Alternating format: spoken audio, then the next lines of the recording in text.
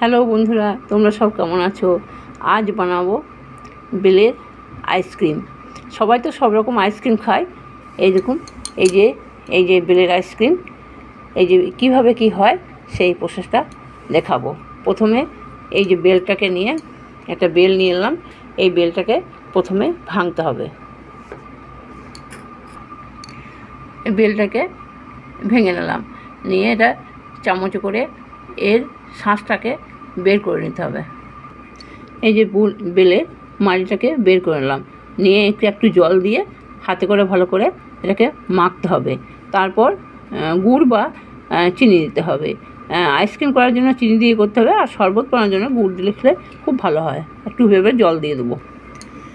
এটাকে একটু জল দিয়ে তারপর হাতে করে মসৃণ করে নিয়ে এটাকে ছেঁকে নিলাম। এবার বরফের টুকরোগুলোকে, এই যে বরফের টুকরোকে দিয়ে দিচ্ছি। তারপর এটাকে চিনি দিয়ে দেবো। এই দেখুন, এটা শরবত করার জন্য এই গুড় দিয়ে এটাকে করলাম, 1 গ্লাস করে রাখলাম। এটা শরবত খাওয়া যাবে। আর এইটা আইসক্রিম করার জন্য আমি এটা চিনি দিয়ে তৈরি করলাম।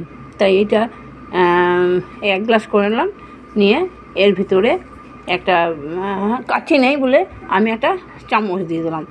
এই চামচ দিয়ে এটা ডিপ ফ্রিজে রেখে দেবো। 12 ঘন্টার মতন ডিপ ফ্রিজে রেখে দেবো। রেখে দেওয়ার পর এটাকে আইসক্রিম তৈরি, যখন একটু টাইট হয়ে যাবে তখন চামচটা এরকম করে মাঝখানে করে দেবো। তাহলেই এটা আইসক্রিম তৈরি হয়ে যাবে।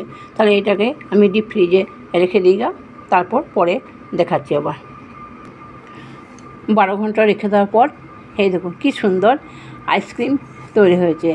খেতেও খুব সুন্দর। আমরা বাচ্চারা সাধারণত খেতে চায় না, বেলের জিনিস খেতেই চায় না। তাই এরকম করে যদি আইসক্রিম বানিয়ে খাওয়ানো যায় তাহলে কিন্তু খুব ভালো হয়। আর এটা পেটের পক্ষেও খুব উপকারী। যাদের খুব অসুবিধা হয় তাদের কিন্তু কোষ্ঠকাঠিন্য ধাত আছে, এই বেলের শরবত খাওয়া বা এই বেলের আইসক্রিম করা খুবই উপকারী। তা আপনারাও করে দেখতে পারেন। কেমন হয়েছে জানাবেন।